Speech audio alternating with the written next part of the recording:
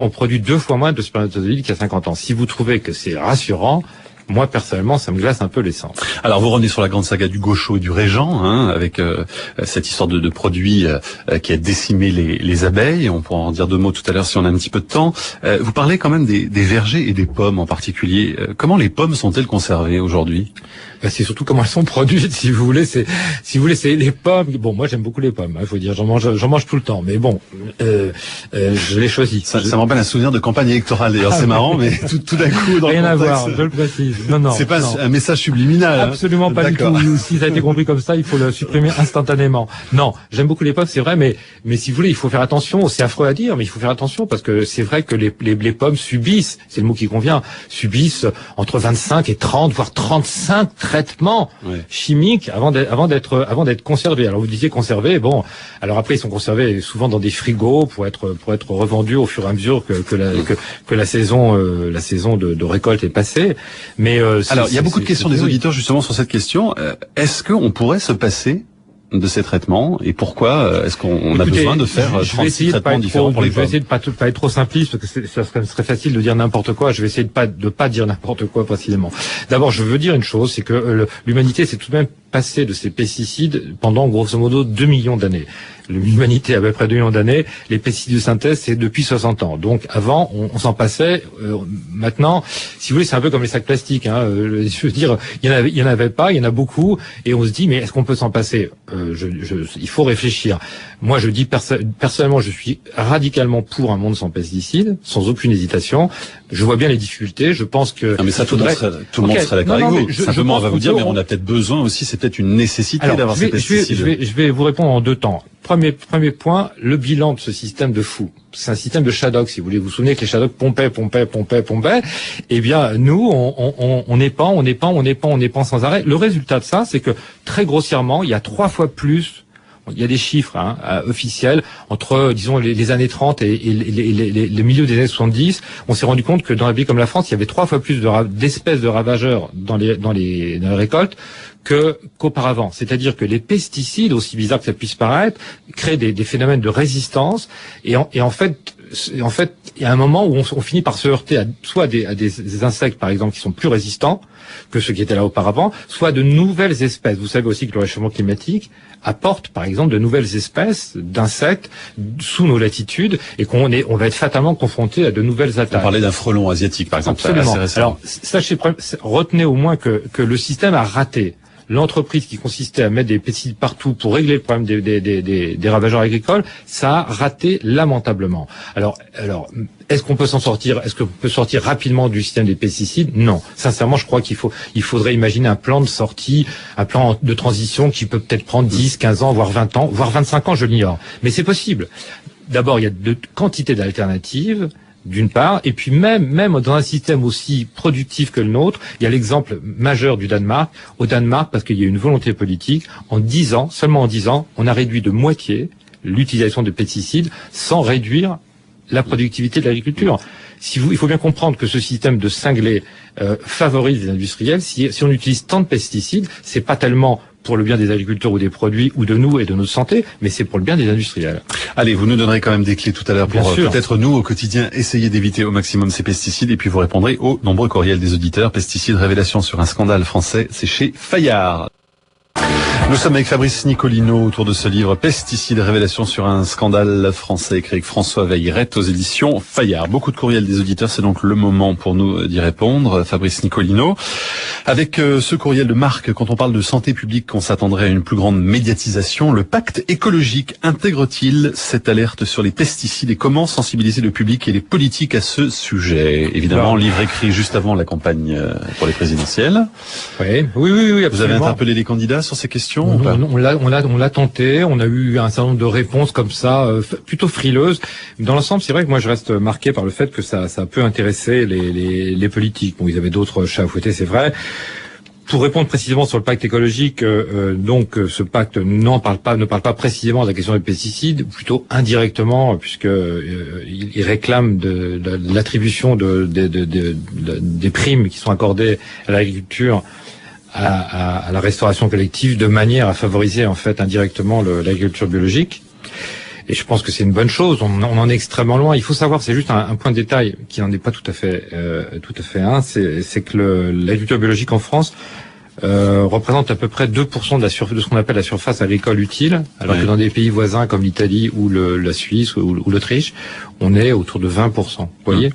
Et moi, enfin, on pense après avoir écrit ce livre que l'une des raisons pour lesquelles l'agriculture biologique est en panne, désespérément en panne en France, c'est justement l'existence de ce lobby des pesticides qui n'a évidemment aucun intérêt à ce qu'on cultive de manière biologique.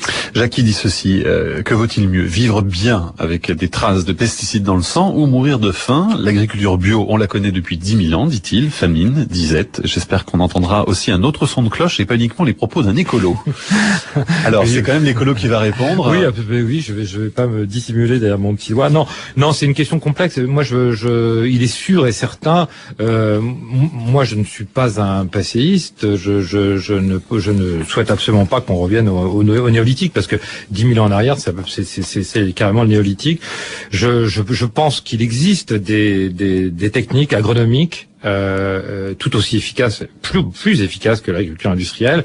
Et je crois que le choix n'est pas entre l'agriculture industrielle, la pollution, y compris des corps, du sang des humains, et puis mourir de faim. Je pense que fort heureusement, on dispose aujourd'hui de techniques agronomiques efficaces qui ont fait leurs preuves et qui permettraient sans aucun doute possible de se passer des pesticides. Alors Marie demande que peut concrètement faire le citoyen lambda pour que notre pays revienne à plus de prudence dans l'utilisation de ces poisons. On ne peut pas rester les bras croisés après vous avoir écouté, dit-elle.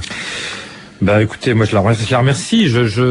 Notre livre, c'est vrai que c'est un livre assez dur, il faut le reconnaître, et c'est un livre dans lequel on appelle à une sorte de révolte, bien sûr non violente, mais une véritable révolte collective des citoyens.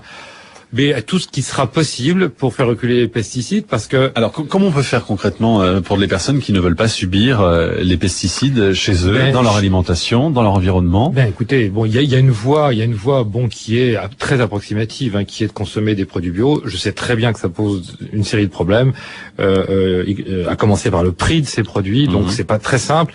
Mais disons qu'il y a des moyens de se protéger, et surtout de protéger les enfants. Moi, je crois que c'est très important de dire que les enfants doivent absolument être protégés autant qu'il est possible du contact des pesticides.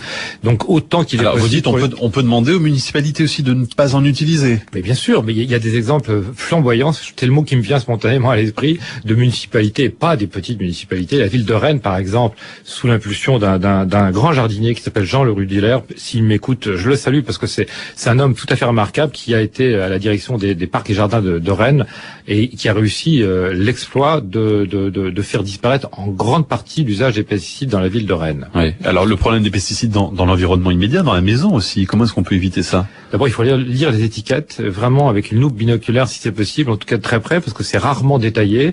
Il faut faire très attention à tous les produits qui tuent. Ça paraît bête, mais c'est évident. Et dans un jardin, il y a des moyens, sauf si les jardins sont immenses, mais il y a toujours des moyens avant on binait, je sais bien que ça paraît complètement extravagant de parler de ça aujourd'hui, mais il y a des moyens quand même efficaces de se débarrasser notamment des mauvaises herbes ou de certains insectes sans recourir à la chimie lourde. Oui. Alors Laetitia demande si on peut échapper à ce lobby du tout chimique lorsqu'on se destine à travailler dans l'agriculture. À part le bio, évidemment.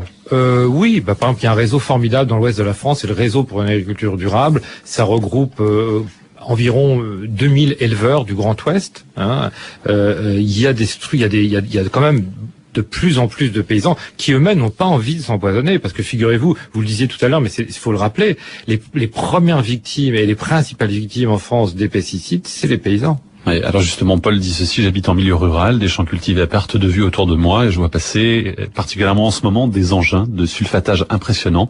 Et le soir, quand le vent tombe, on entend les agriculteurs traiter, on sent aussi dans l'air une odeur très désagréable et entêtante, et je peux vous dire qu'à chaque fois que cela se produit, je rentre chez moi et je ferme toutes les ouvertures. Georges dit, est-il vrai qu'une étude de Montpellier a montré qu'une zone très rurale comme l'Aveyron voit un nombre significatif de malformations de bébés, et masculins en particulier, dues aux pesticides agricoles? Oui, je suis pas certain qu'il s'agisse de cette étude, mais je crois que oui, parce que il y a un professeur, un pédiatre de Montpellier qui s'appelle Charles Sultan et qui a fait une étude assez marquante sur des malformations chez des enfants de viticulteurs de cette région. Et en effet, il y a des signes très très inquiétants de malformations. En tout cas, il y a un surcroît de malformations, notamment génitales, chez des enfants de viticulteurs de cette région. Mélanie demande quel est le seuil de tolérance du métabolisme humain à l'ingestion de pesticides via son alimentation. Est-ce qu'on le sait, ça ou pas? Non, c'est une discussion sans fin, mais ce qui est, si vous voulez, certains chercheurs pensent qu'il y a une action possible des pesticides dès la première molécule. En fait, le seuil, pendant très longtemps, si vous voulez, on a fixé des seuils en disant c'est en dessous de ce seuil, il n'y a aucun problème, mais c'est tel seuil de détection des laboratoires. En fait, plus on avance, plus on se rend compte que même à des seuils infinitésimaux, les pesticides ont un rôle extrêmement néfaste dans les organismes vivants et donc à l'intérieur de nos corps. Mathias demande si on peut vraiment débarrasser les fruits et les légumes des pesticides avec lesquels ils ont été traités en les passant simplement sous l'eau avant de les consommer. Ça fonctionne ou pas, non? Hélas, non, il faut ça vraiment... Ça n'enlève rien du tout?